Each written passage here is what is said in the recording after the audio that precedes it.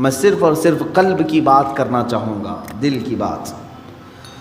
آج کے دور میں پوری کی پوری طاقت لگا دیتے ہیں اپنی صحت کو صحیح کرنے کے لیے۔ اگر آپ کا گھٹنا خراب ہوا تو مجھے یہاں تک خبر ملی کہ ایک گھٹنے کا آپریشن 1.5 لاکھ روپے سے، دل کا آپریشن، سر کا آپریشن، آنکھ کا آپریشن، ہاتھ کا آپریشن، جہاں کہیں تھوڑی خرابی آئی آپ مال خرچ کر کے اس کو صحیح کرانا چاہیں گے۔ جو لا علاج بیماری ہے کینسر، سب کو معلوم ہے، اس کے باوجود بھی کینسر ہونے کے بعد کوئی خاموش بیٹھتا ہے کہ چھوڑو اب تو مرنا ہی ہے؟ علاج میں وہ بھی 2-5 لاکھ روپے خرچ کر ہی دیتا ہے، اسے معلوم ہے کہ صحیح نہیں ہوتی، کوشش کرنے میں کیا گئے۔ کتنی حیرت کی بات ہے کہ یہ بیماریاں جو جسم کو لگی ہیں ان کو صحیح کرنے کے لیے مال بھی خرچ کرتے ہیں، وقت بھی خرچ کرتے ہیں، لیکن جو گناہوں کی بیماری دل میں لگی ہوتی ہے اس کے علاج کے لیے کوئی بندہ کوشش بھی نہیں کرتا۔ اس میں نہ پیسہ خرچ کرنے کی ضرورت ہے آپ کو، نہ ہی بہت زیادہ محنت کی ضرورت ہے۔ چند چیزیں ہیں کہ اگر قلب دھو دیا جائے تو پاک ہو جائے گا۔ دلوں کی سختی بندے کو انسان سے گرا کر جانور کے درجے پر لے آتی ہے، بلکہ جانور سے بھی بدتر۔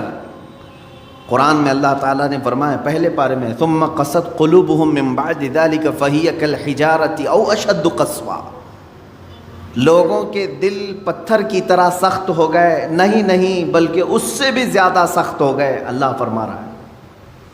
کچھ لوگ ایسے ہیں جن کے دل پتھروں سے زیادہ سخت ہوتے ہیں، پتھر میں کوئی چیز داخل بھی نہیں ہوتی، اندر سے کوئی چیز باہر بھی نہیں آتی۔ تو جس کا دل سخت ہو گیا ہے، ہدایت کی کوئی بات اس کے دل میں داخل بھی نہیں ہوتی اور کوئی بھی اچھی بات وہ قبول بھی نہیں کرتا، انہی لوگوں کے متعلق قرآن کہتا ہے صم بکم عمی فہم لا یرجعون۔ یہ کس کے لیے ہے؟ اندھے ہیں، گونگے ہیں، بہرے ہیں، وہ اب لوٹنے والے نہیں۔ قرآن میں اللہ تعالیٰ فرماتا ہے ختم اللہ علی قلوبہم وعلی سمعہم وعلی ابصارہم غشاوہ، اللہ نے ان کے دلوں پر مہر لگا دیا، ان کی آنکھوں پر، ان کے کانوں پر پردے پڑے ہوئے ہیں، ان کے لیے دردناک عذاب ہے۔ میرے عزیزو یاد رکھو، ایک مومن کے لیے سب سے پہلی چیز قلب کا تصفیہ، دل کا علاج کرانا۔ دل کا علاج سے مراد کسی کارڈیالوجی کے پاس جا کر کے نہیں، وہ تو خون کی نالیوں کو تو صحیح کر لے گا، لیکن دل کے اندر جو گناہوں کا میل ہے اس کو کوئی کارڈیالوجی صحیح نہیں کرتا، اس کو ڈاکٹرز نہیں صحیح کریں گے۔ اور یہ بیماری نہ تمہیں ایکس رے میں بھی نظر نہیں آئے گی، ہاں اس کی نشانیاں بزرگوں نے بیان کی ہیں، تم خود پرکھ سکتے ہو۔ اگر قرآن پڑھنے میں دل نہیں لگتا ہے تو سمجھ لو کہ دل کالا ہو رہا ہے، مسجد میں زیادہ دیر بیٹھنے میں دل نہیں لگتا ہے تو سمجھ لو کہ دل کالا ہو چکا ہے، اللہ کی راہ میں خیرات کرنے سے دل ہاتھ نہیں اٹھتا تو سمجھ لو کہ دل پورا کالا ہو چکا ہے۔ ایسی نشانیاں بہت ساری ہیں۔ آیات قرآنیاں پڑھی جا رہی ہیں، سننے کا شوق نہیں، لیکن وہی گانے گھنٹوں سنتا ہے، یہ دل کے کالے ہونے کی علامات۔ تھوڑی دیر اپنے والدین کو دیکھ نہیں سکتا، لیکن گھنٹوں غیر محرم عورتوں کو دیکھنے کا شوق ہے۔ کلام پاک کو تھوڑی دیر کے لیے نظر بھر کر کے دیکھنا نہیں چاہتا، لیکن موبائل میں گھنٹوں بیٹھا رہتا ہے۔ یہ تمام چیزیں دل کے سیاہی کی علامات ہیں میرے عزیز۔ اگر علاج نہیں کیا تو یہ پتھر ہو جائے گا، یہ پتھر ہو جائے گا، اور پھر اس کا علاج بھی نہیں ہو پاتا۔ اسی طرح مرے دل کے ساتھ دنیا سے وہ چلا بھی جاتا ہے۔ آخر اس دل کی صفائی کیسے کی جائے؟ کون سا صابن، کون سا سرف، کون سا پانی لے کر کے اس دل کو دھوئیں تو صاف ہوگا؟ نہیں میرے عزیزو، یہ دل صرف اور صرف اللہ کے ذکر سے پاک ہوتا ہے۔ قرآن نے کہہ دیا الا بذکر اللہ تطمئن القلوب، تو اس دل کی صفائی جو ہے اللہ کے ذکر سے ہے۔ اب ایک بڑی بات میں آپ کو بتاؤں، فقہ کا ایک قاعدہ ہے، قانون ہے، شریعت کا ایک مسئلہ ہے، زمین پر اگر نجاست پڑ گئی کیسے پاک کریں گے آپ؟ کھلی زمین تھی، گوبر پڑا ہوا ہے. پاک کرنے کا طریقہ، ہر چیز کو پاک کرنے کا طریقہ الگ الگ ہے. مسائل آپ پڑھیں گے تو سمجھ میں آئے گا. کپڑے پر لگے تو دھونا ہے، بدن پر لگے تو دھونا ہے، برتن پہ لگے تو دھونا ہے. الگ الگ طریقے ہیں سب نجاستوں کو پاک کرنے کا. کپڑے پر اگر نجاست لگی ہے تو 3 مرتبہ دھونا ہے آپ کو. کوئی غلیظ نجاست لگ گئی تو، نجاست کی بھی 2 قسمیں ہیں، خفیف اور غلیظ. غلیظ کا مطلب جیسے پیشاب، پاخانے وغیرہ. خفیف کا مطلب حلال پرندوں کی بیٹ وغیرہ. تو یہ نجاست کو دھونے کے الگ الگ طریقے ہیں، لیکن ان میں سے اگر کہیں زمین پر نجاست لگی تو اسے کیسے دھوئیں گے آپ؟ کھلی زمین، میدان ہے باہر اور نجاست گر گئی ہے. اس کے پاک کرنے کے 2 طریقے بزرگوں نے لکھے ہیں، فقہاء کرام نے لکھے ہیں. پہلا طریقہ یہ ہے کہ بارش اتنی آ جائے کہ وہ نجاست بہہ جائے. بارش اتنی آ جائے، توجہ ہے نا، زمین کے پاک ہونے کے 2 طریقے ہیں. بارش اتنی آ جائے کہ نجاست وہ بہہ کے چلی جائے. دوسرا طریقہ ہے یا تو دھوپ اتنی زیادہ پڑ جائے کہ وہ نجاست سوکھ کر کے ختم ہو جائے، وہ زمین پاک ہو گئی. یا تو بارش سے زمین پاک ہوگی یا تو دھوپ سے زمین پاک ہوگی. یہ 2 قاعدے ہیں شریعت کے. نجاست یا تو بہہ کے چلی جائے یا سوکھ کر کے چلی جائے. سوکھ کر کے جب ختم ہو گئی تو وہ زمین پاک ہو گئی. اب آئیے میں یہ بات کیوں بتا رہا ہوں آپ کو.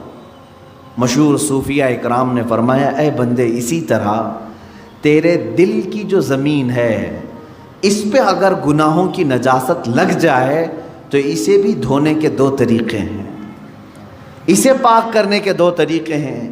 جس طرح زمین بارش کے برسنے سے پاک ہو جاتی ہے، اسی طرح تیرے دل کی زمین اللہ کے ذکر سے پاک ہوگی. اللہ کا ذکر برسات ہے، یہ بارش ہے. قرآن کی تلاوت بارش ہے.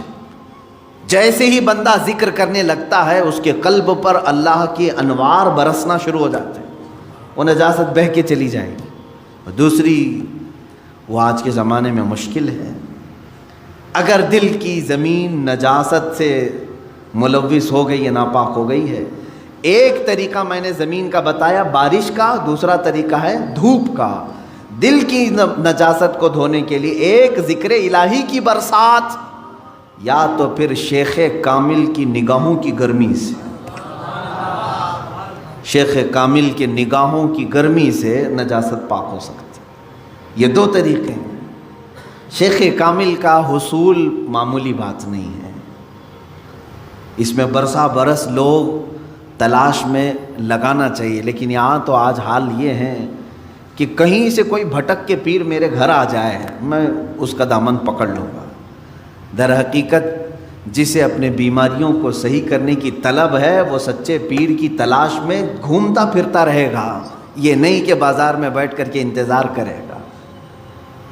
اسے تو ڈھونڈتے رہنا چاہیے کنٹینیو کہ کہیں مجھے شیخ کامل ملے جو میرے دل کے مرض کا علاج کرے، جس کے پاس بیٹھوں تو مجھے گناہوں سے نفرت پیدا ہو جائے اور میرے دل کے اندر گناہوں کی جو نجاست ہے اس کی نگاہوں کی گرمی سے دھل جائے.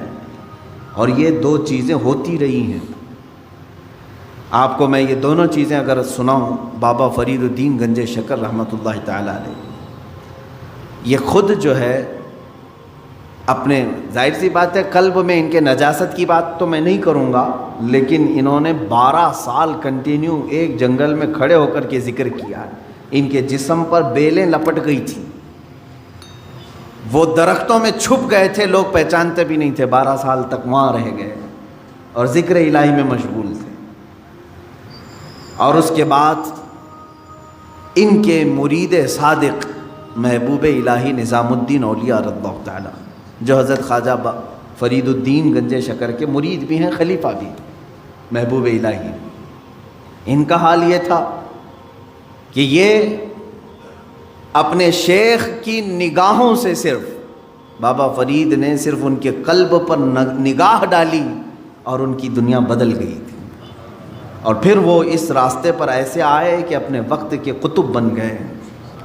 تو یہ ہوتا ہے شیخ کے نگاہ کی گرمی یا تو دلوں کو بہت پاک کر دے اور بہت اعلیٰ بنا دے، یا تو پھر ذکر الہی کی کثرت کہ بندے کے دل کو پاک و صاف کرے۔ یہ دو ہی چیزیں ہیں میرے عزیزو، یہ دو کو چھوڑو گے تو پھر یہ زمین اتنی نجس ہو جائے گی، اتنی نجس، یوں سمجھ لو کہ کوئی ایک زمین، جیسے ہمارے ہبلی کے باہر بھی کہیں ڈمپنگ گراؤنڈ تو ہوگا جہاں سارے لوگ کچرا پھینکتے ہیں، اس کے پاس سے گزرو گے تو ناک پکڑ کر کے جانا پڑے گا۔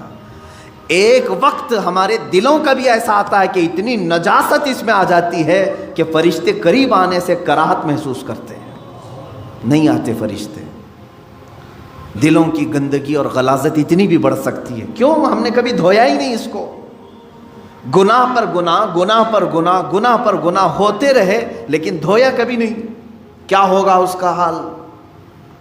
آپ ان لوگوں کو دیکھتے ہوں گے جو سادھو وغیرہ جن کے جٹ ہوتے ہیں بال، کبھی نہیں نہاتے بیچارے، نہیں نہانے کی وجہ سے بال پورے جمع ہو جاتے، ہوتا ہے، ایک دوسرے سے بال چپک کر کے مل جاتے ہیں، اور پھر اتنی غلاظت اس کے اندر ہوتی ہوئی، واللہ اعلم وہ کون سے طریقے پر چلتے ہیں، کون سا دین ہے مجھے نہیں معلوم، لیکن کنٹینیو اگر آدمی پانی بھی نہ لگائے بالوں کو تو یہ جم جاتے ہیں، ایک دوسرے سے مل جاتے ہیں اور پھر جٹ بن جاتے ہیں، کھول بھی نہیں سکو گے، زندگی بھر کاٹ کے ختم کرنا پڑے گا۔ سوچو اگر دل کو کبھی نہیں دھویا آپ نے تو اس دل کی بھی وہی کیفیت ہوتی ہے جیسے وہ بالوں کا جٹ ہے، اتنا غلیظ ہو جاتا ہے۔ اسی لیے قرآن پاک میں میرے آقا صلی اللہ علیہ وسلم کی صفت اللہ نے کیا بیان کی ہے جانتے ہیں؟ وہ رسول تمہارے درمیان آ رہا ہے، دیکھیں 3 جگہ پر آیت آئی ہے، یہ 3 جگہ پر، تینوں جگہ پر اللہ نے یہی بیان فرمایا، وہ رسول تمہارے درمیان آ رہا ہے، یعلمہم الکتاب والحکمت ویزکیہم، تمہیں کتاب اور حکمت کی تعلیم دے گا اور تمہارے دلوں کو خوب پاک کرے گا۔ حضور کی سب سے بڑی صفت اللہ نے 3 جگہ قرآن میں کیا بیان کی؟ تمہارے دلوں کو صاف کرے گا۔ دلوں کو صاف کرنا یہ میرے آقا صلی اللہ تعالیٰ علیہ وسلم کا طرہ امتیاز رہا ہے۔ وہ ایسے طبیب حاذق تھے کہ جس کے متعلق شاعر نے سچ کہا، ایک عرب نے آدمی کا بول بالا کر دیا، خاک کے ذروں کو ہمدوش ثریا کر دیا، خود نہ تھے جو راہ پر اوروں کے ہادی بن گئے، کیا نظر تھی جس نے مردوں کو مسیحا کر دیا۔ رسول کریم صلی اللہ تعالیٰ علیہ وسلم نے اپنی نگاہ نبوت سے کتنوں کو ان کے دلوں کو پاک کیا ہے۔ کئی ایسے لوگ حضور پاک صلی اللہ علیہ وسلم کی بارگاہ میں حاضر ہوئے جن کے پچھلے زمانے کو ہم آج ذکر نہیں کر سکتے،